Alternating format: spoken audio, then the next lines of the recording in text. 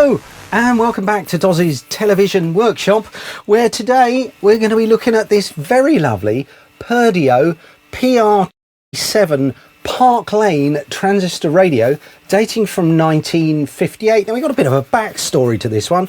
A young lad I know, named George, he was clearing out his attic and he found it in there, and he said to me, I remember my mum listening to this when I was a kid. It was quite an old radio then, I think, George, because your mum must be about my age, I reckon, and if not a bit younger. So, yeah, that was quite an old radio even then. But anyway, he said, I thought of you when I saw it, and he's brought it down for me. So, yeah, great little thing. Let's get into it. I think first thing, we'll have a quick look at the schematic. Okay, so here we are, the Perdio Electronics Limited service information PR7. Appears to have come in 4 different flavours. The Londoner, very modern looking, the 1958. The Park Lane, which is obviously what we've got. A Super 7, it looks a bit more robust, doesn't it, with its leather stitched case. And the Piccadilly. There we go. 7 transistor radio receivers covering long and medium wave bands. And the medium wave, it's a little bit shy of what we'd expect today. We'd expect it to go up to sort of 16, just over 16 kilohertz. Top medium wave frequency in Europe these days is 1611. I don't think it's used, and it's certainly not used in the UK, but there we are. There we go. We've got a 470 kilohertz IF, 7 transistors, mixer oscillator, first IF, second IF, first AF audio frequency amplifier, second AF driver, and a pair of OC78 or 81 push-pull output transistors. This is all fairly good news because these transistors don't suffer with tin whiskers. We've got the OA70 detector diode. All these semiconductors are germanium. Audio output power is a staggering 240 milliwatts. And there's an output jack for feeding a tape recorder or earphones.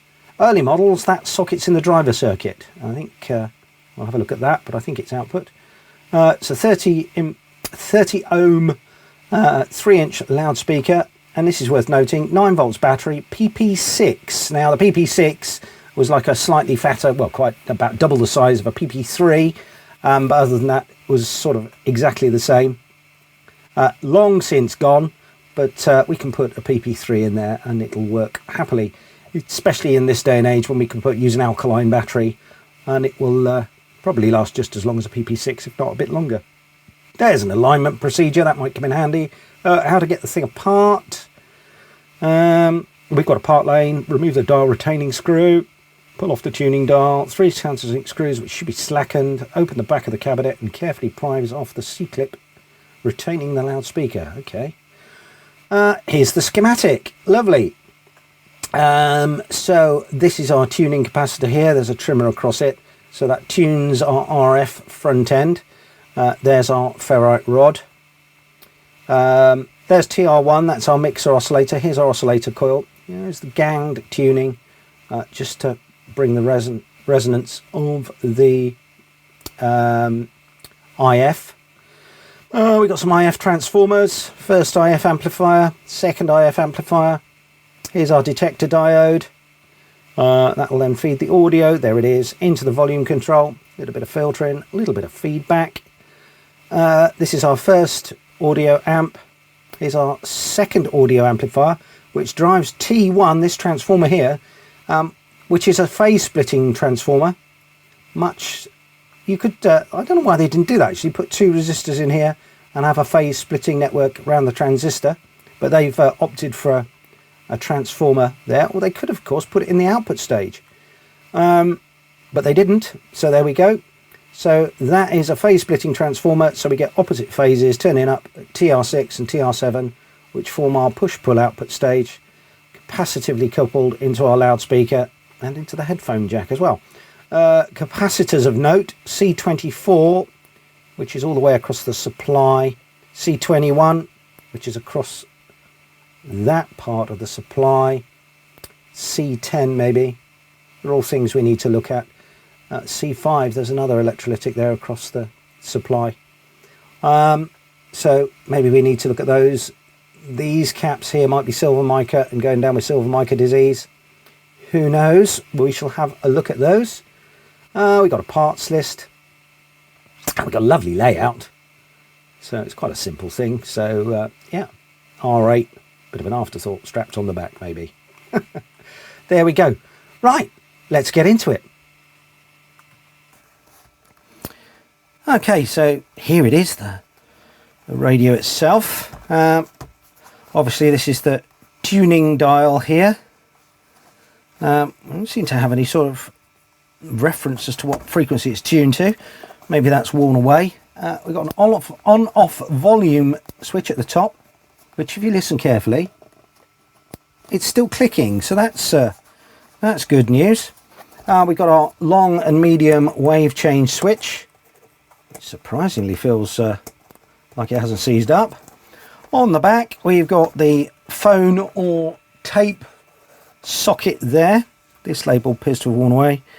Model, park lane, medium wave, long wave, battery 9 volt, Perdio product. There was obviously some more information there at one stage. That's our socket for our car radio aerial. It looks a little unconventional, maybe.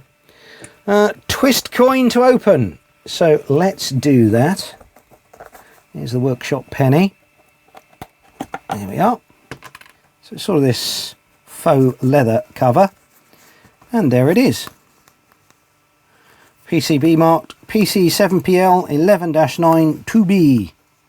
And we can see here we've got some very flaky looking repair carried out to the, is that the, it looks like the coil on the ferrite rod. And also we're certainly missing any screw that would have once been in there. And you can see there's a little gob of paint or something in an attempt to seal it in. Don't appear to have that R8 strapped across there, but we have got another resistor over there. So let's try and take this out and inspect it. Or should we just throw caution to the wind and put some power into it? Let's do that gently via the power supply.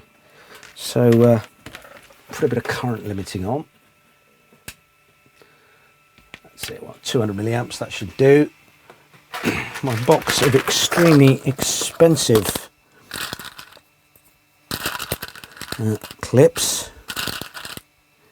One red, so one black.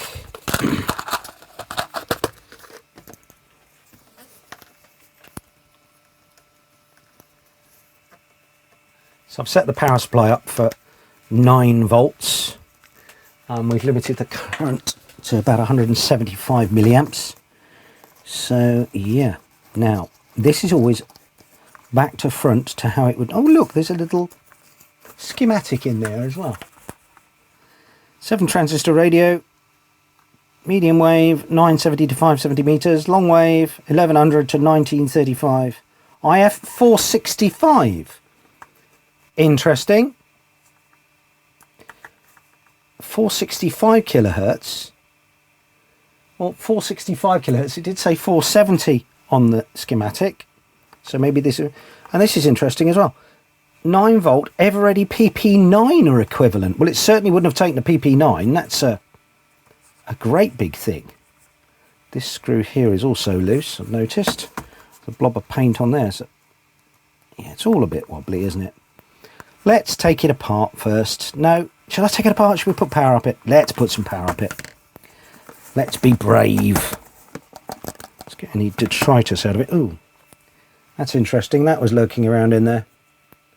It's like a bit of steel wire there. That wasn't helping. I hope it's not critical. Right, so we need to work out which way the battery goes round. Let's just have a little look at a 9 volt battery. Have I got any? Yes. PP3. I'm not going to plug that in because that's quite capable of delivering a fair amount of current. So yeah, let's not do that. All right, meter. We're in shot. We are in shot. That's negative. That's positive. Confirmed. So the round one fits in that. So the round one is going to be negative. The other side's going to be positive. Let's turn that current limit all the way on for a moment. Negative. Positive. Okay. Very interesting, that diagram saying PP9. Did anybody notice in 1958, I wonder? Right. Let's turn it round. Now, I've got LED lights on in here and all sorts, so it probably is not going to perform very well, but if we get any noise out of it, I'll be a happy man. Right. Okay, our voltage has collapsed. Let's give it some current. Oh! Oh. Briefly, it was making noise. It has stopped drawing current.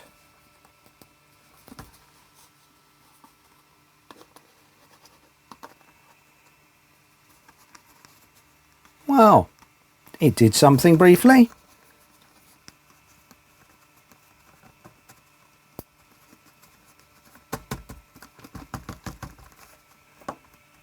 Didn't draw much in the way of current, so...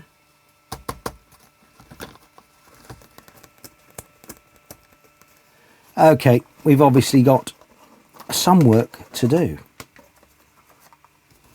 Okay, so the instructions said remove the screw in the front of the dial. I think they sort of mean this sort of brass thing here. I'm not quite sure how I'm going to grip onto it, if I can indeed get it to move. Because I don't want to put pliers on it or whatever, because it will scuff the plastic sort of coloration. If that is plastic, that might be a bit of inlaid metal. No, it looks like moulded plastic from here. So can I just sort of grip it with my nails and get it to move? Is going to be the question. And if I push it gently with a screwdriver, right, or maybe a pair of tweezers, gently in on this knurled bit here.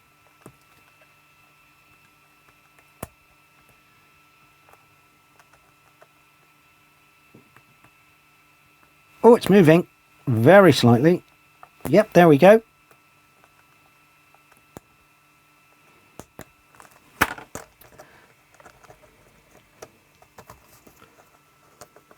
Oh, there we are. That worked well.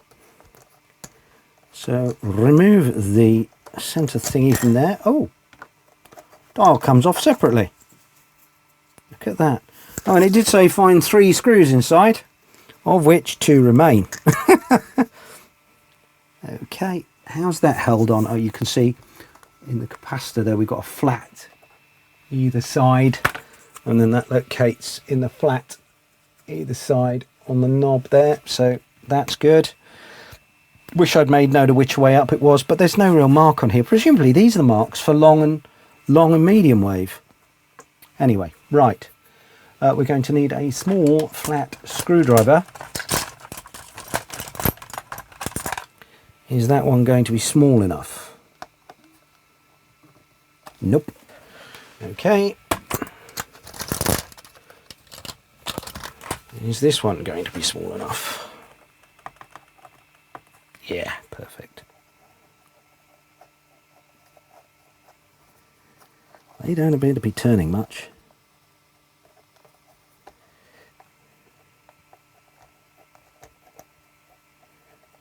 That one is. That one's away. Let's get a little tray to put the parts in.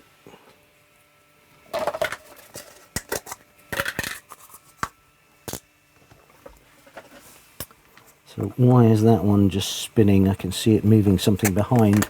Let's see what that's done for us in here. How's that? It says move the C-clip holding in the speaker. But to be honest, I think the speaker's just rattling around in there. I think this has seen some action. We don't want to come out just yet. Or are we just catching on the wave change switch? Oh, we might well be. What are we catching on now? Let's just have a look, see if that screw wants to move. Oh, it doesn't seem to. It's pushed something in here.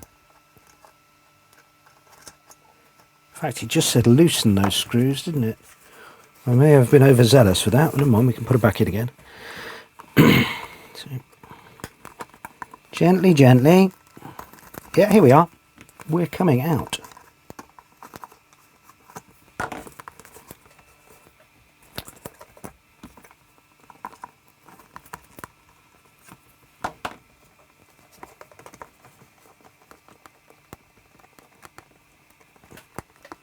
Ah, that's the volume control we're struggling with. There we go.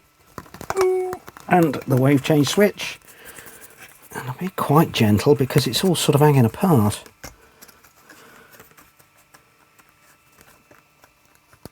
Come on out. You know you want to.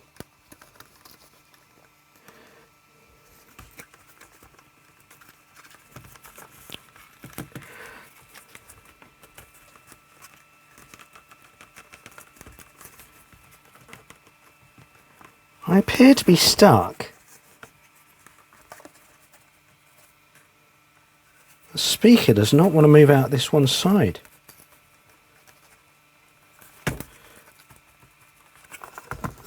Let me see if I can see in. Ah, yeah, that. Yeah.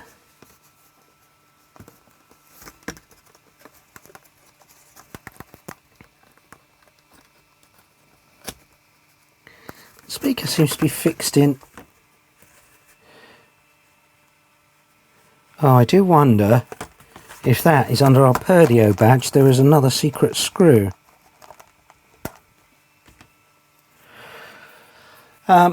Yeah, so is there something holding that speaker in under here?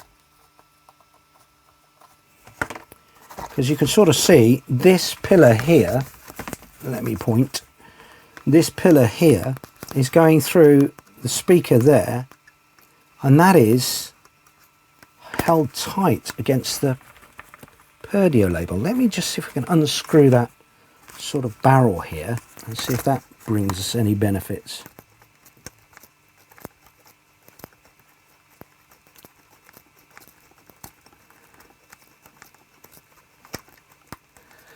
Running out of space to get that out now.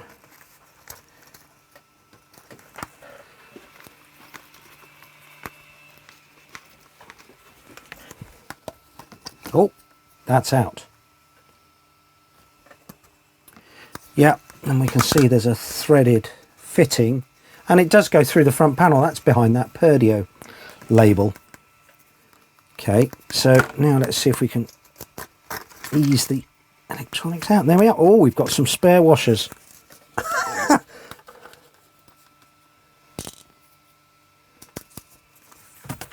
One caught up behind the grill there.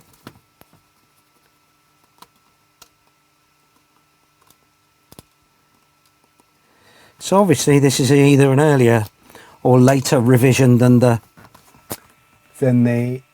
service manual, because we've got this extra fitting there where the pillar goes on. That obviously is intended to hold the speaker in place, which is probably why it said only loosen them. We'll just tighten that up to prevent it going missing while we're working on the electronics. Okay, put the case to one side, safe out the way of the cat, and let's have a look at our electronics. Okay, so our speaker is just about hanging in there. Here's our wave change switch. We shall give that, feels very positive. So I'd quite like to lift the speaker out if I can, just to... Oh! That's held in by this screw here. Obviously, originally, I think it was intended that you just take these two screws out here and then just lift the PCB away and leave the speaker in situ. Yep, look at that. There we go. And I don't suppose that speaker's original. It did say it was a 30 ohm speaker. This is a Japanese Onkyo speaker, 1 watt 8 ohms. So it's clearly seen a bit of action. Those poor output transistors, supposed to be into 30 ohms and now they're into 8. Never mind. So what do we want to do first? I think we want to check the battery leads are contiguous across there. One feeds here, look, up to that point there. That'll be our rail, and then our positive sort of ground is going up there and into that one there. So everything else seems to be nice and tight. That is that other screw, I think, for the front panel. That one there, I reckon. There we go. Right, so let's see if we can get some life back into it. I'm just going to wipe the bench down a bit, just in case there's any conductive bits left over from previous projects. Let's put our power back on again. So the round one is negative, that one is positive. Positive. Oh, crackles. Ah!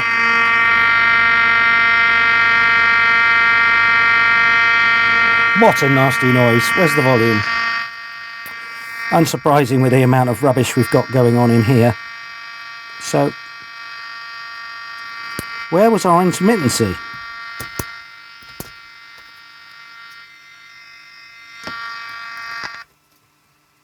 Ah. And we've got nothing on the upper position, which is long wave. That surprises me. It's normally even more noisy. Perhaps that's where that coil isn't quite soldered up correctly at the other end. Let's give it a quick tune, just to see if we get anything.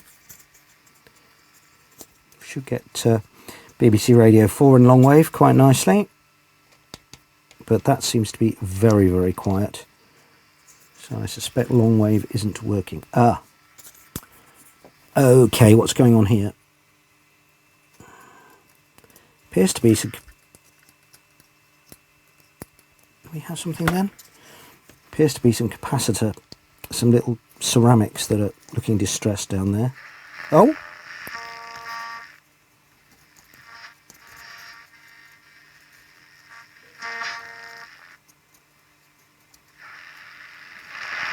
Turn that back up so you can hear it.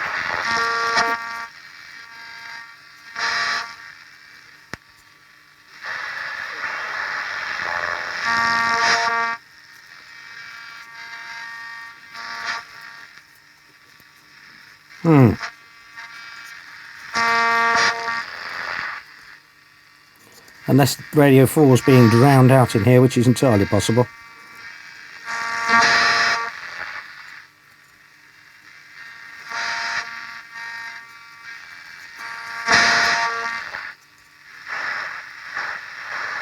Certainly sounds like it's trying.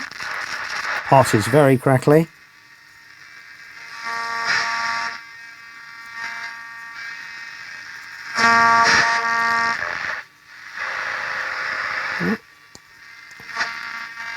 This capacitor must be very well geared because it's going on forever. Oh. And all of a sudden we've stopped drawing current again. I think it's the switch.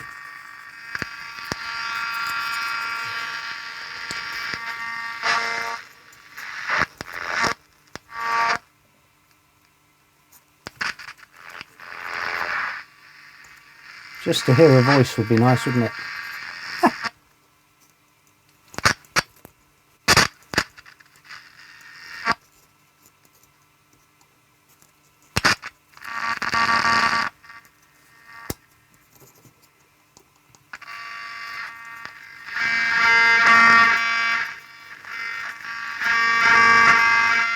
Let's turn this light off, see if that makes any difference at all. Oh, all of a sudden, the world has gotten a bit quieter. Or maybe not.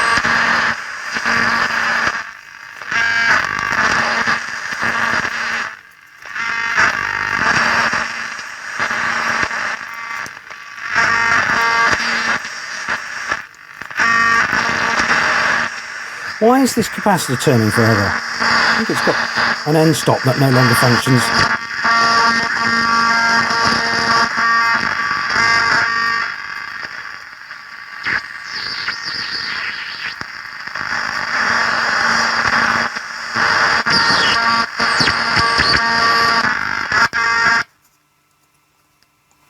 Right, let's sort out these intermittent problems and we'll work on our reception again in a moment.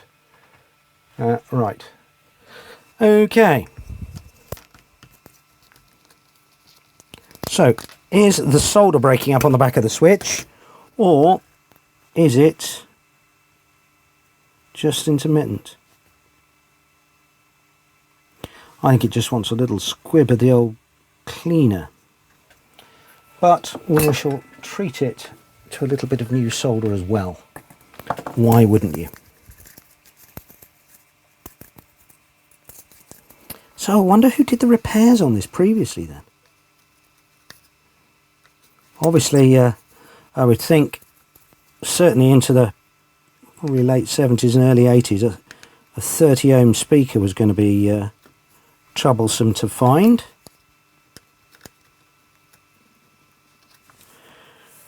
Where was that nasty bit of coil soldering? Yeah. Well, it does seem to be sound. It's not moving, is it? Tempted to just leave that. Let's give it a squib of cleaner. And, oh, look at the dust and nastiness in there. It's amazing it's still working at all after all these years, really.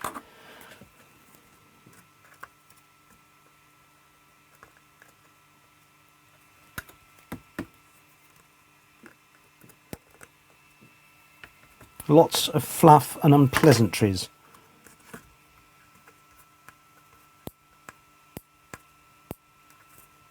Mechanism behind there is just lovely, that works the switch.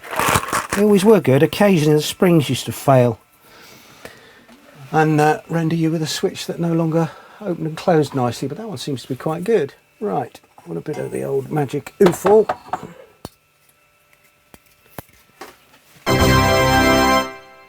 Right, a little squirting on the contacts for the on-off switch. Oh. Huh. There we go. Let's get right into the pot as well. Far too much, that'll be a waste, but hey. Oh, can you hear that? All of a sudden we've lubricated that spring up now. Switch is going with a nice clunk now. That's going to be an improvement. Right. Wipe up the excess. As you know, it's gone everywhere.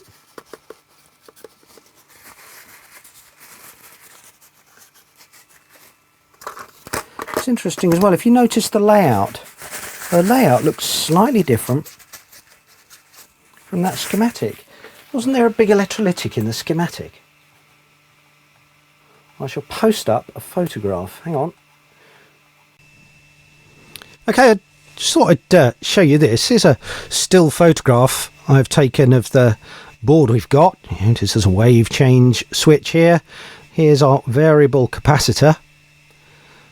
There's our volume control, aerial socket, and down here is the headphone jack. But look at what we're supposed to have. Well, there's our capacitor, there's our wave change switch, there's our volume control, ferrite rod in the right place. But you can see here the variable capacitor is very much larger. It looks like it's probably a air-spaced sort of variable as we see on vintage radios, which had been very much more correct for the period. Also, if we look down here, there's our driver transformer, And down here, there's our driver transformer, but also we have an output transformer so we can better drive our 8-ohm speaker. Also, look at the positions of the IF coils here and RF coils. Go back to the other view, and they're all lined up in a straight line across the bottom. And these transistors, I said they were OC series, these aren't at all. These are something, in fact that's a capacitor, but these are very, very different transistors. This is not the same chassis. Might be the same radio, but it's definitely a much later chassis. This thing looks 70s to me, maybe late 60s, but it's certainly not 1958. The mystery continues. The tuning capacitor's been changed as well. Somebody has fitted another tuning capacitor. You can see these legs have been extended. That's a polyvaricon in there. I bet it wasn't originally. Let's just zoom in so you can see that's going out. Where are we? Come on, focus. You know you want to. Focus. Yes. There we are. You can see that's a polyvaricon in there. That's a sort of 70s component. This radio saw some love, didn't it? How wonderful. I wonder how much money it was in 1958. There's a close-up of that switch you can see now. If you look, let's just see if I can get in there. If you look here, that's where the on-off switch contacts are. And if I sort of, where are you? You want to be there. You see the little lever moving? Probably not, but you can certainly hear it now. It's a lovely clicking action. What else might be causing it to go dead? Have we got a speaker cutout on the... it doesn't. I don't think that's the problem, because when it was going dead, it was just... there was no current being drawn, and you'd expect, you know, if it was just the speaker getting disconnected, you'd expect it to be...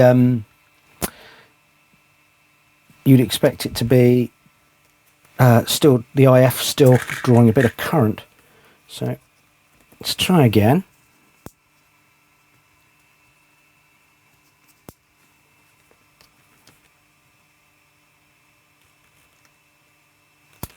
Positive, yeah, that's correct. All of a sudden we're drawing. Oh. Switch the power supply on. Oh. We have more activity, and it's lost all that crackle from down there. Let's have a tune again.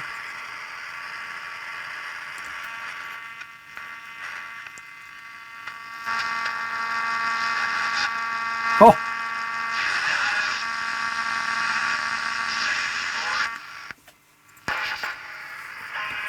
There we go. Right, let's turn that off before we get copyright written off.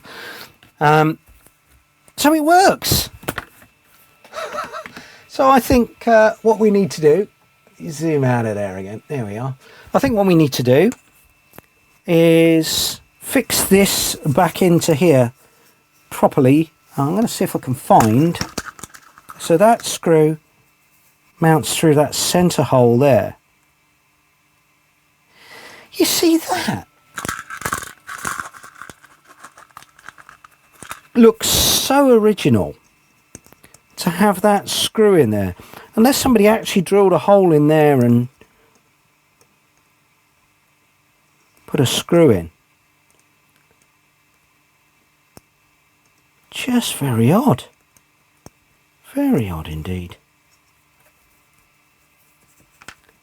Right, because that is so good. I mean, that's a perfect fit. And to find, I don't know, but we've got some speakers here, but maybe nothing from this vintage. To find a speaker that's actually got that hole in it just seems very strange. So maybe this is original. I mean, it's got some replacement solder on there. Maybe you could get speakers. It's about the right, it's the right size. Fits on that other hole perfectly. That's just a perfect fit. Quite bizarre. I think what we do is we go and give things a birthday. We'll clean that case up. Try and find maybe something to... Oh, that is different though. I'm just noticing the pillar here. Can you see this like a big... That's the threaded end that this PCB wasn't actually attached to. And obviously this end is the one that fits behind our secret lug behind the Perdio badge. So, but does this actually... Oh, that's a very much bigger thread. Yeah, no, that fits perfectly. So has somebody done here? Have they grafted in a new speaker and just got lucky with that? Or did they take this apart, actually drill a hole in there and tap it? To take... I mean, that's surely not M3, is it? Let me just compare with another M3 fitting.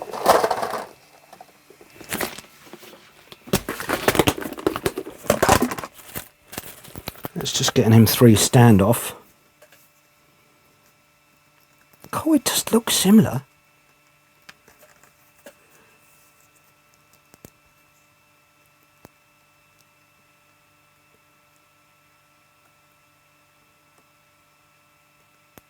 Whatever this is, it's not M3.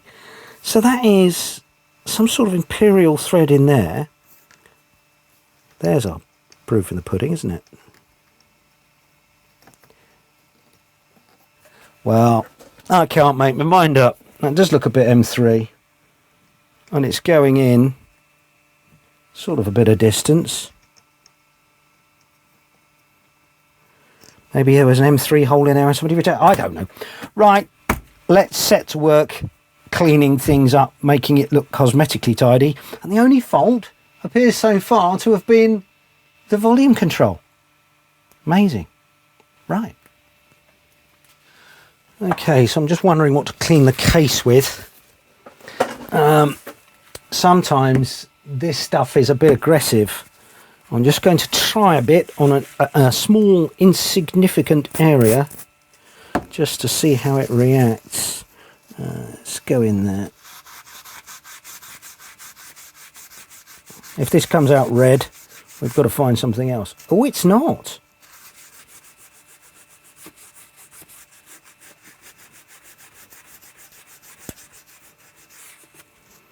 So if I did that with some of those Dan set style record players, that would come out red and not so clever. Well, let's carry on with that.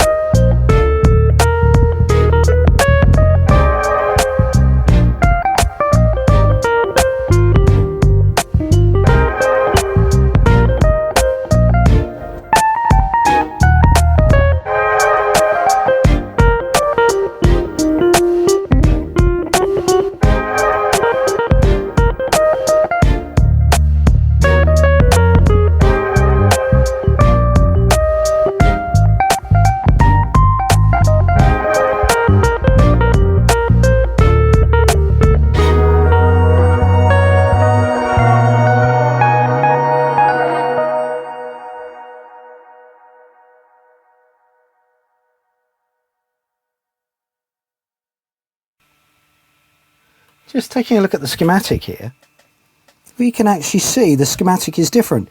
There's the driver transformer, and there is indeed an output transformer in the output stage to drive the speaker and the headphone socket.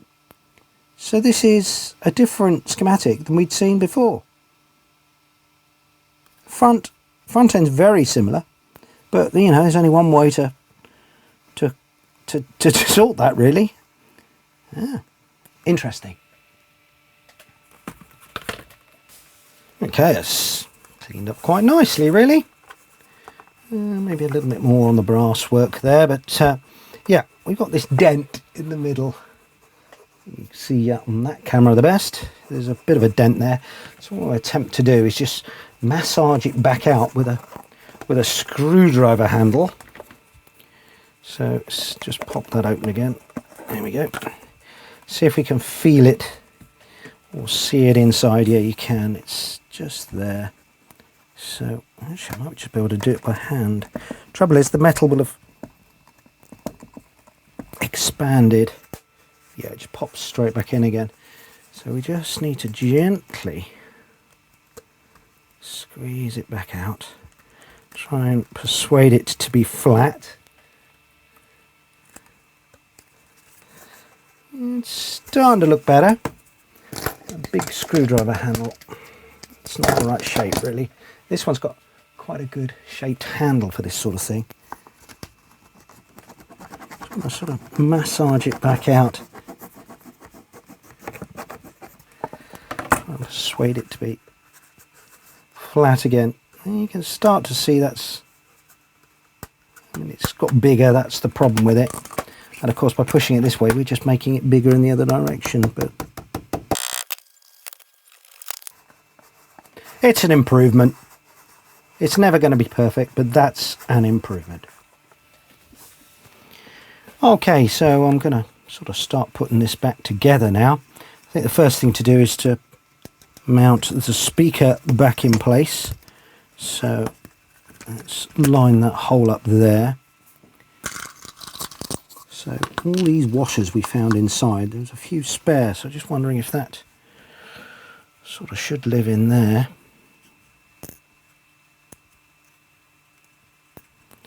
Like that. And it's that screw there.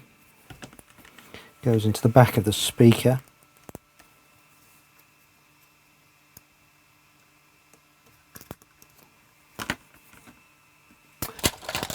There's another one, that'll do nicely. Let's pop that screw back in the back of the speaker.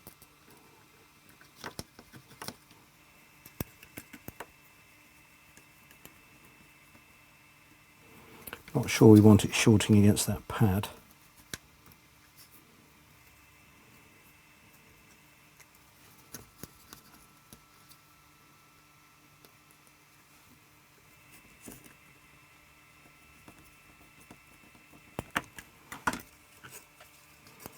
Okay, square that up.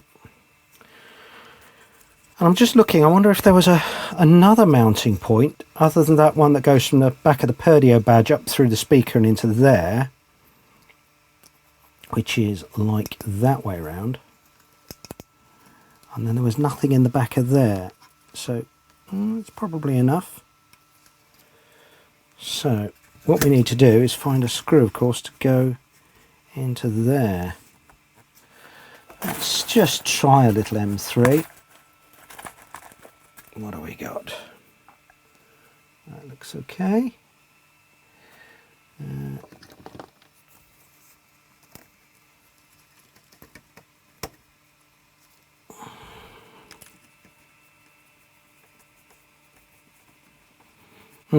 No, M3 is not going to cut it, so it isn't an M3 thread, but I think in this instance we should make it so.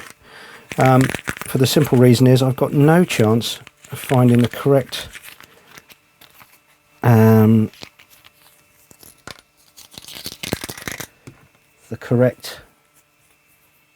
threaded screw to go in the end of here. So let's just put an M3 tap down there.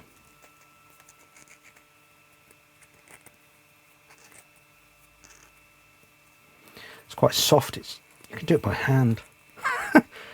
Let's not put the swarf all over the electronics. Oh, that might be the limit of what I can do by hand. I haven't got my tap spanner to hand, so let me just abuse it with a pair of pliers.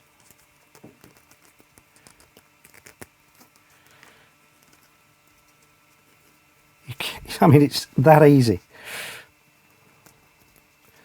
Let's break the burr.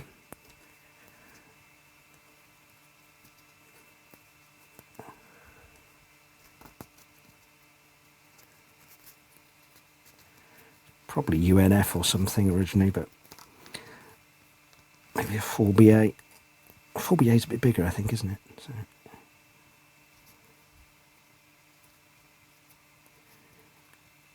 That's bottomed out. Okay. Right, we've got a bit of an M3 thread going on in there now.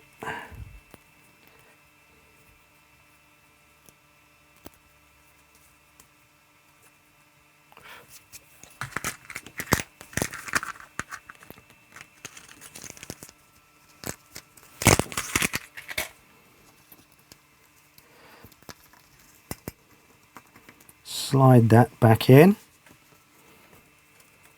See if our screw fits in this time.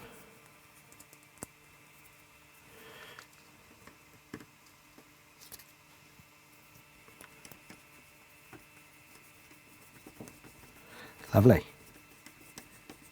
And does it nice and tight without bottoming out in the thread. So just make sure that's aligned with the speaker. We don't want it too tight, do we? Because I've got to do it up onto the nut that goes into the stud, rather, that comes out the back of the Perdio badge. So let's just leave that loose so I can turn it. But then it's refitting it in the case. A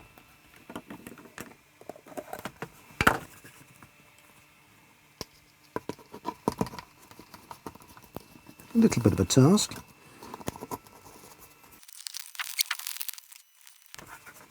Nice. Right, got to get in there and do this pillar up then.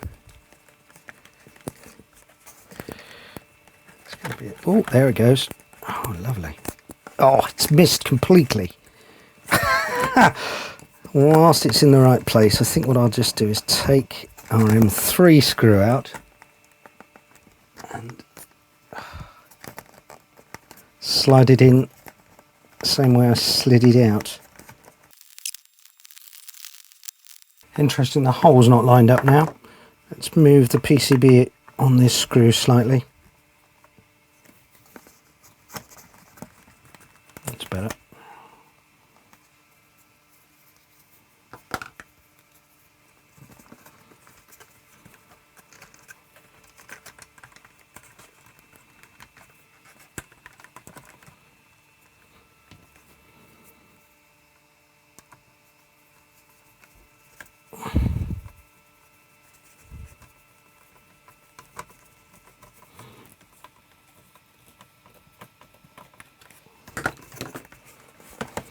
All of a sudden this feels a lot more robust now.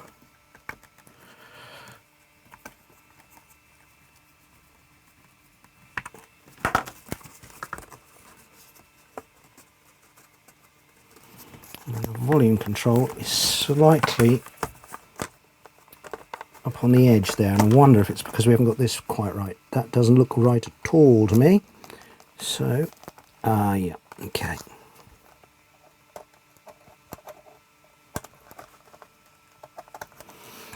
Oh, on aboard the struggle bus. What do I want to actually undo? I want to loosen that off a shade. Wrong screwdriver, but hey, whatever works.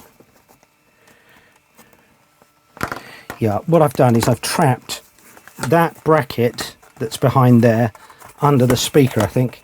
So I'm afraid that's all going to have to come back out again. Ow!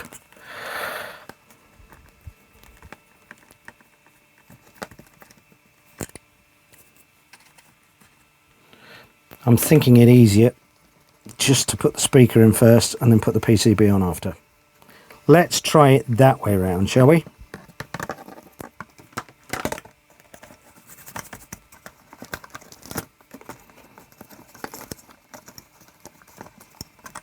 Oh yeah, for sure. We should have done it this way around to start with.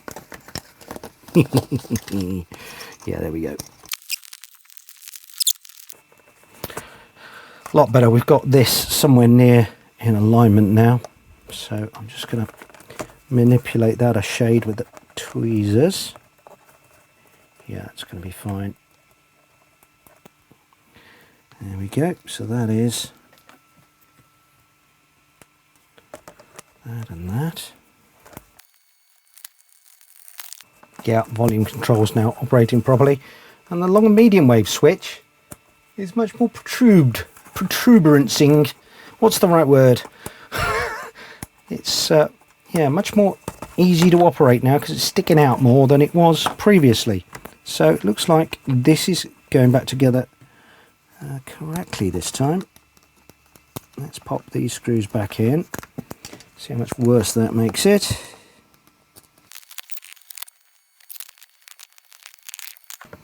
I'm really not keen on that washer being under there. It's far too close to this pad here, and I don't want to short it out.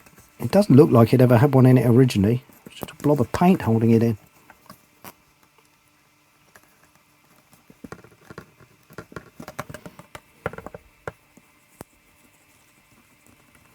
Yeah, that's fine.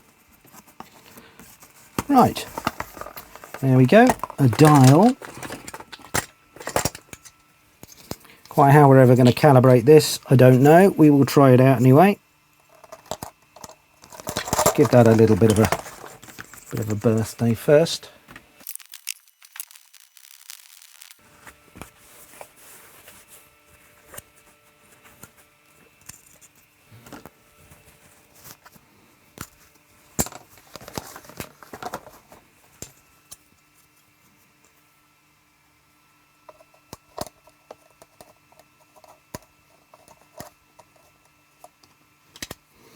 Clearly we can sort of adjust the tuning scale to wherever we fancy it really. So let's give that a quick clean.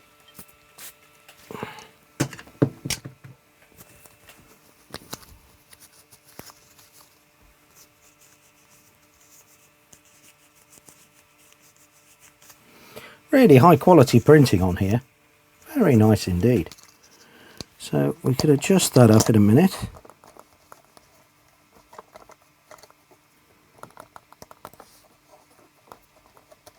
Oh, that might be about right.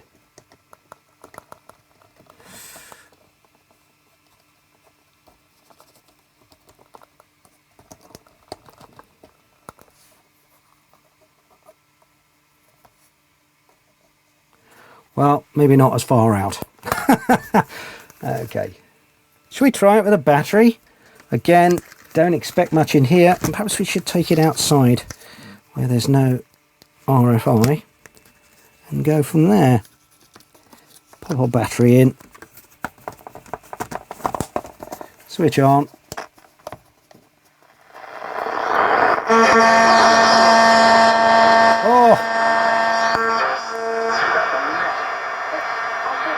Something in there. Let's try it like again. That's not helped. I suspect it's all the cameras.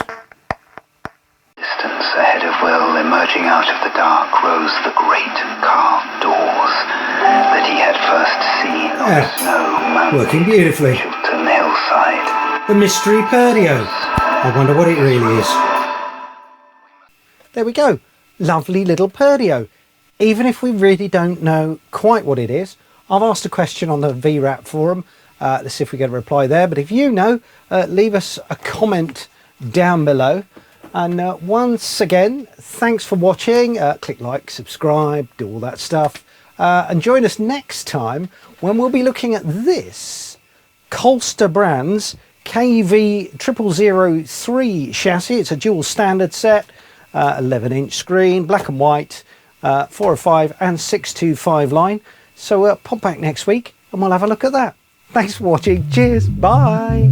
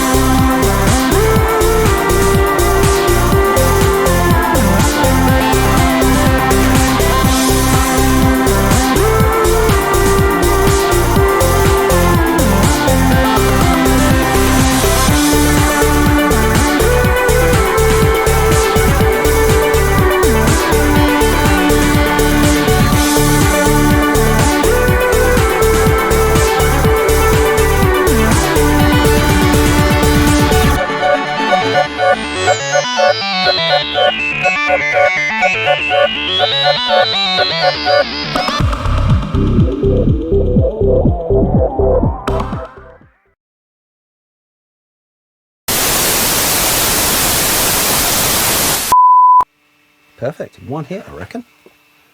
One hit again. One take. Who knew?